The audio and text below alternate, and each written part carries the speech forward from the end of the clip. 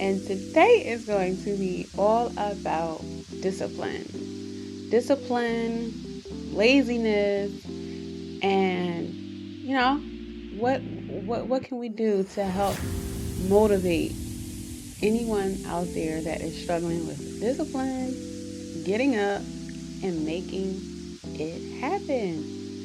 So let's jump right in. Now, I'm able to talk about this because, it's like I didn't struggle with discipline in certain areas, but certain areas I did. For example, like getting up before, when I had a 9 to 5. I can get up, go to work, and do stuff and do things like that.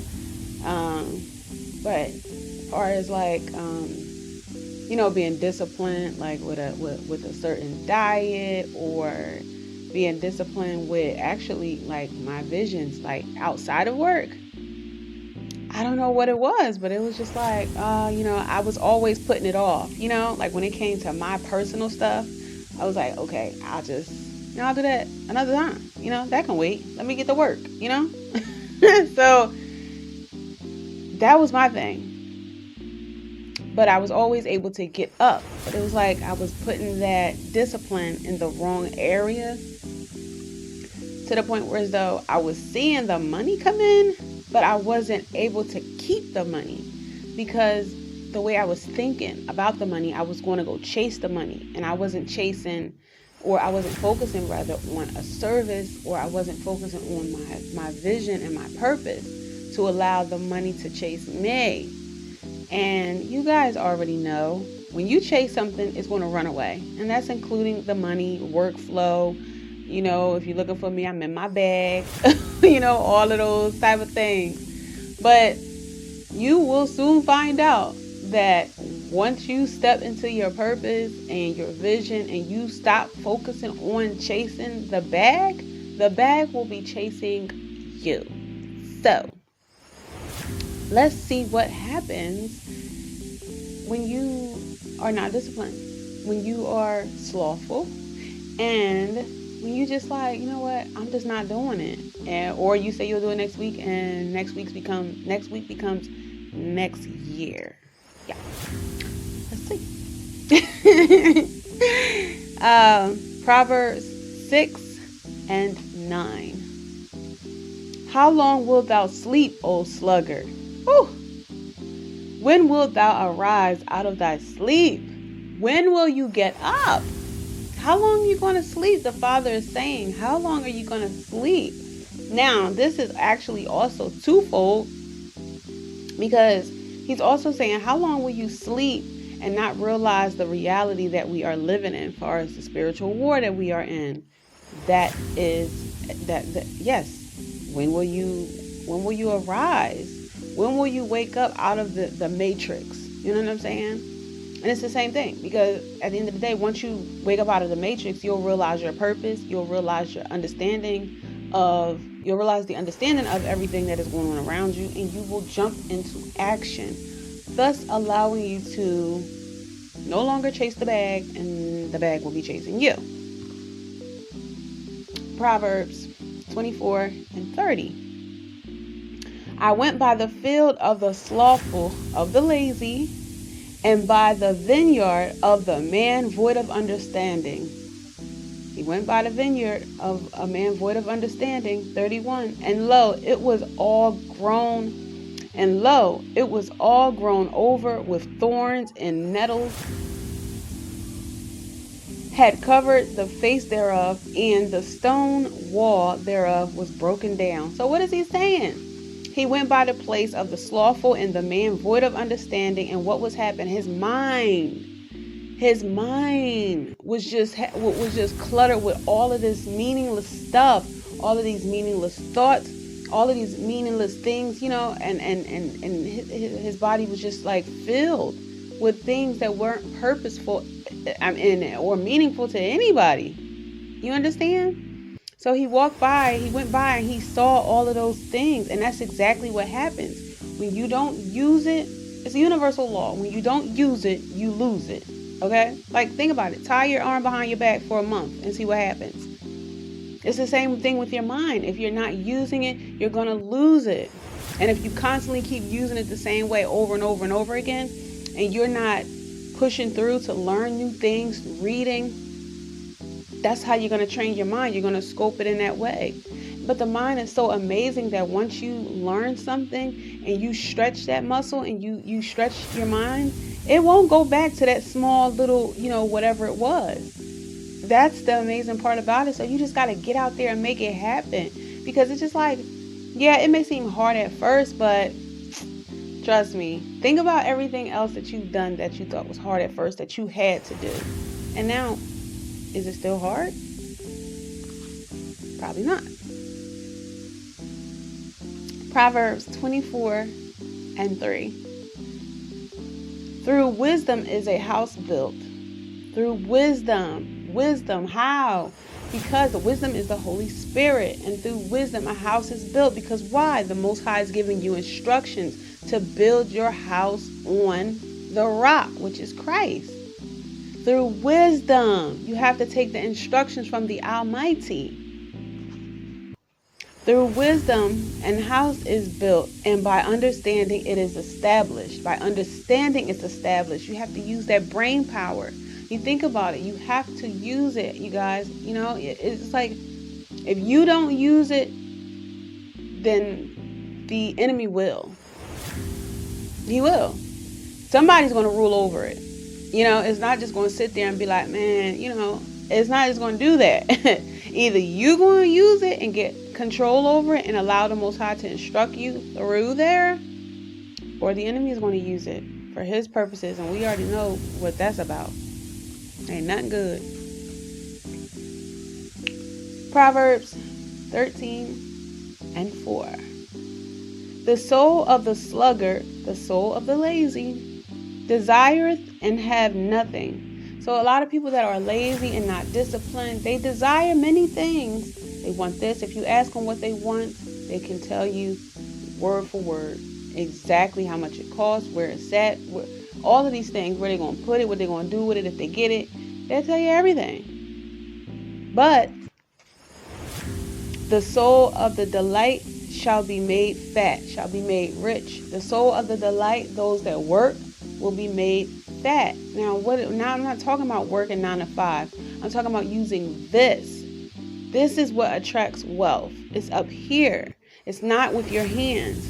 I don't care how many jobs you got.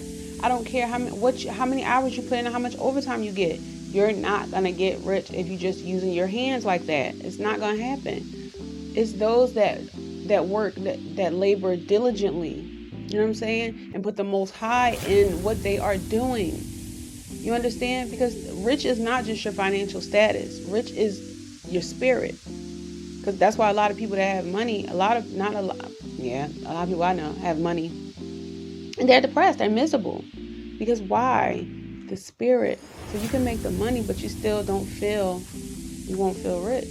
You understand? So, the soul of the sluggard desireth and have nothing. They desire to have these things, but they have nothing. Why? Because they're not getting up to go get it. They're not getting up to go get it. They're saying, okay, I made a plan this week, I'll do it next week. And people try to hook them up with things, and they make it there late, or they may not go at all, or they try to they try to cancel and reschedule. All of these things, people try to hook them up and try to help them with investments. They don't want to do that. They think it's a scam, but they rather just spend money. You understand? So these are all the things. They desire many things, the lazy, undisciplined, but they have nothing. They have nothing. They have nothing, because it's the mindset. You have to attract wealth. You have to attract those things. You don't chase them. And that's what I had to realize. I had to realize, you guys, me too. I had to realize that. I'm like, you know what? I'm doing something wrong. And I sat in my room before, back then, and I was just like, it's my mindset. And that's exactly what I said to myself. I'm like, it's my mindset, because I'm working, I'm doing this, I'm doing that. I said, it's something in my mind. And then once I realized that and I said that, the Most High started transforming me, because I had to notice what was wrong with me. You understand? And I had to confess that, because if I didn't confess it, I would have never. The Most High like to hear you confess things, because that way He knows you're convicted of it. So once I confessed that, I mean, everything changed. It was like a whole nother, like everything just opened up. It was amazing. And it's still opening up, you know?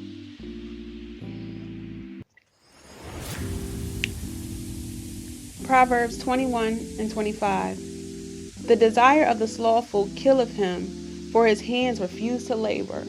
It's so many people, they think about laboring, and it just kills them, the thought of it.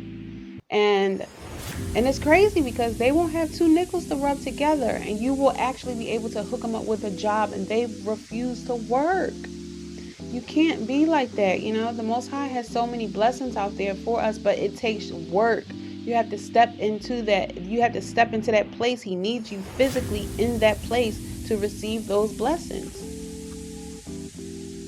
Proverbs 26:14. As the door turneth upon his hinges, so doeth the slothful upon his bed. Meaning that just like the door just turn around like that, so does the slothful, lazy in his bed. Just look at the alarm clock, cut it off, turn around, and go back to sleep. Get out of the bed. Get out of the bed. Have 3 things on your today list and just do it. I'm telling you, you will feel so much confident. You will feel so good if you just accomplish 3 things a day. And I don't even put to-do list. I put today list, okay?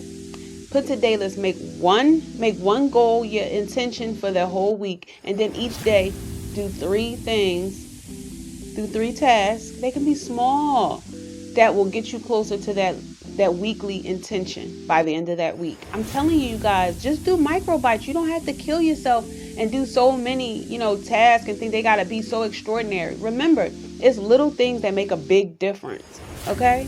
Don't worry about that. Remember, consistency is key. Slow and steady wins the race. Romans 12:11.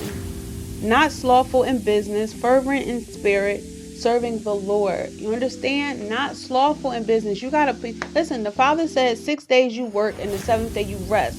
Listen, life is not no marathon. You know what I'm saying?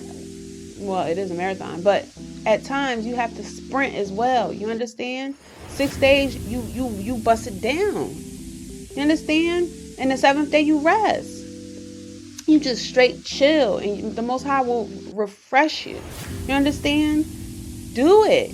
Just do it. Like I just told you, the 3 things each day except the Sabbath day, which is the 7th day, and just go hard. You will feel so amazing each day, and that will create momentum, under your spirit, like within your spirit, to go the next day and go the next day and go the next day. You understand?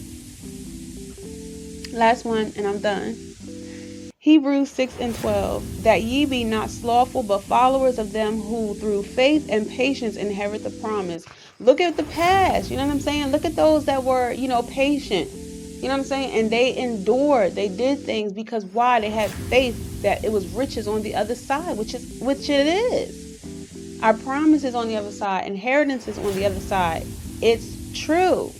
So work, put your hand to the plow, make it happen. Don't be slothful in business. Make it happen. Do those things that I said, how you do it, 3 things a day, and you will feel amazing. You will feel amazing. Don't worry about tackling. Listen, Christ said, don't worry about tomorrow. Today have enough evil in it itself. Worry about tackling today and getting that W on the board for today. Get out of the bed. Whenever I don't feel like doing something, I automatically just do it. And I be like, you know what? Since I don't feel like doing it so much, that's the reason I need to do it. Because if I don't feel like doing something that I know is going to change my life and make me better, that's the spirit. That's the evil one holding you back. That's a spirit on you. Laziness is a spirit. And it's holding you down because it knows that on the other side of that task that you're being lazy about and procrastinating on is a blessing. Get up out that bed and go get your blessings. So I hope you guys were edified. May the Most High be with you. Remember to stay prayed up. Sin not. The kingdom is at hand. see you guys in the next video. Get about that bed.